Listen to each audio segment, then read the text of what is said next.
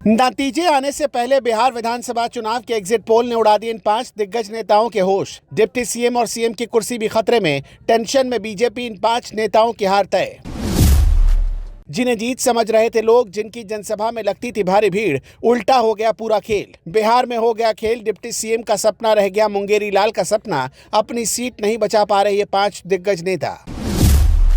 बिहार के 2025 विधानसभा चुनाव के ताजा एग्जिट पोल ने पूरे राजनीतिक माहौल को हिलाकर रख दिया है। जो नेता अपनी सीट को सेफ जोन मानकर निश्चिंत बैठे थे, उनके चेहरे से अब आत्मविश्वास गायब है। इस बार जनता ने जिस खामोशी के साथ वोट किया, उसने सियासी पंडितों तक को सोचने पर मजबूर कर दिया है। एग्जिट पोल के ताजा आंकड़े साफ बता रहे हैं कि बिहार की जनता ने जातीय समीकरणों और परिवारवादी राजनीति को दरकिनार कर विकास, बेरोजगारी, शिक्षा और कानून व्यवस्था के मुद्दों पर वोट किया है। यही वजह है कि राज्य के 5 बड़े और प्रभावशाली नेताओं की हार लगभग तय मानी जा रही है। ये नेता वो हैं जिनका नाम अब तक जीत की गारंटी माना जाता था, लेकिन इस बार जनता का मूड पूरी तरह बदल चुका है। बिहार विधानसभा चुनाव 2025 के एग्जिट पोल्स ने पूरे राजनीतिक माहौल में हलचल मचा दी है।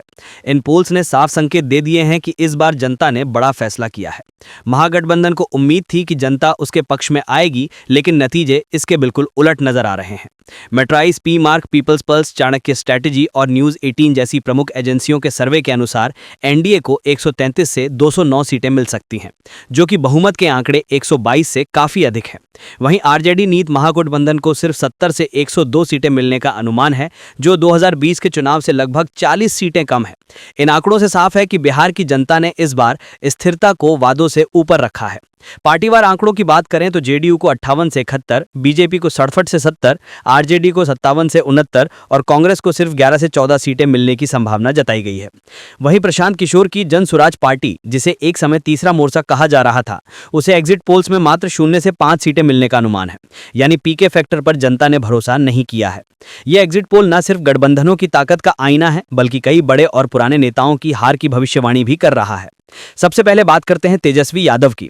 आरजेडी नेता और महागठबंधन के मुख्यमंत्री पद के चेहरे तेजस्वी इस बार रघुपुर सीट से चुनाव लड़ रहे हैं, लेकिन पोल्स में उन्हें बीजेपी के सतीश कुमार से कड़ी टक्कर मिल रही है। सतीश वही उम्मीदवार हैं जिन्होंने 2010 में राबड़ी देवी को हराया था। अब 15 साल बाद वही कहानी दोहराई जा सकती है। तेजस्वी ने इस बार युवाओं को रोजगार देने, शिक्षा और भ्रष्टाचार खत्म करने के वादे किए थे, लेकिन एग्जिट पोल बता रहे हैं कि लोगों ने नीतीश कुमार की स्थिर सरकार पर ज्यादा भरोसा दिखाया है। महागठबंधन की कुल सीटों में भारी गिरावट तेजस्वी के सीएम बनने के सपने को कमजोर करती दिख रही है। दूसरे नंबर पर हैं तेज प्रताप यादव, लालू यादव के बड़े बेटे और तेजस्वी के भाई। वे इस बार अपनी नई पार्टी जनशक्ति जनता दल के टिकट पर महुआ सीट से मैदान में हैं, लेकिन एग्जिट पोल बता रहे हैं कि उन्हें इस बार मुश्किल मुकाबले का सामना करना पड़ रहा है। परिवार में कलह, विवादित बयानबाजी और जनाधार में गिरावट ने उनकी साख को नुकसान पहुंचाया है। तेज प्रताप की सीट पर जनसुराज पार्टी के उम्मीदवार भी मजबूत दिख रहे हैं, जिससे वोटों का बंटवारा हुआ है। तेज प्रताप के लिए चुनाव उनकी राजनीतिक साख बचाने की लड़ाई बन गया है, लेकिन पोल्स में हार के संकेत साफ हैं। तीसरे बड़े नेता हैं अब्दुल बारी सिद्दीकी, आरजेडी के वरिष्ठ मुस्लिम चेहरा, जो दरभंगा ग्रामीण से चुनाव लड़ रहे हैं। पिछले चुनाव में उन्होंने अच्छी जीत हासिल की थी, लेकिन इस बार एग्जिट पोल के अनुसार उनका वोट बैंक बिखर गया है। मुस्लिम और यादव मतदाताओं के बीच एकजुटता कमजोर हुई है। एनडीए ने हिंदुत्व के साथ साथ विकास के मुद्दे पर इस क्षेत्र में अपनी मजबूत पैठ बना ली है। यही वजह है कि पोल्स में सिद्दीकी की सीट पर हार की आशंका जताई जा रही है। चौथे दिग्गज नेता हैं भोला राय, जो वैशाली जिले की एक अहम सीट से आरजेडी के टिकट पर मैदान में है, लेकिन इस बार का समीकरण पूरी तरह बदल गया है। चिराग पासवान की लोजपा राजपा और बीजेपी जेडीयू के संयुक्त प्रचार अभियान ने एनडीए को इस क्षेत्र में बढ़त दिला दी है। वैशाली में दलित और यादव वोटों का बंटवारा भोला राय के खिलाफ गया है। लंबे समय से स्थानीय राजनीति में मजबूत पकड़ रखने वाले भोला राय को अब अपनी सीट बचाना मुश्किल होता दिख रहा है। एग्जिट पोल बता रहे हैं कि वैशाली जैसी कई सीटें इस बार एनडीए के पाले में जा सकती हैं। पांचवें नाम पर हैं चंद्रदेव प्रसाद, जो परसा सीट से आरजेडी के उम्मीदवार हैं। चंद्रदेव कई बार विधायक रह चुके हैं, लेकिन इस बार युवा मतदाता उनके खिलाफ दिखाई दे रहे हैं।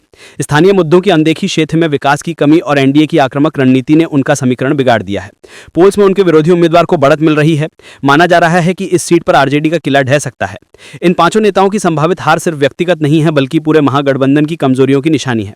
परिवार के अंदर झगड़े, सीट बंटवारे को लेकर असहमति और प्रशांत किशोर की जनसुराज जैसी पार्टियों के वोट काटने के असर ने विपक्ष को कमजोर कर दिया है। वहीं एनडीए ने नीतीश कुमार की स्थिर छवि, मोदी सरकार की योजनाओं और हिंदुत्व के संतुलन के सहारे मजबूत जनाधार बनाया है। यही वजह है कि बिहार की जनता ने इस बार विकास और स्थिरता को वादों और विरोध से ऊपर रखा है।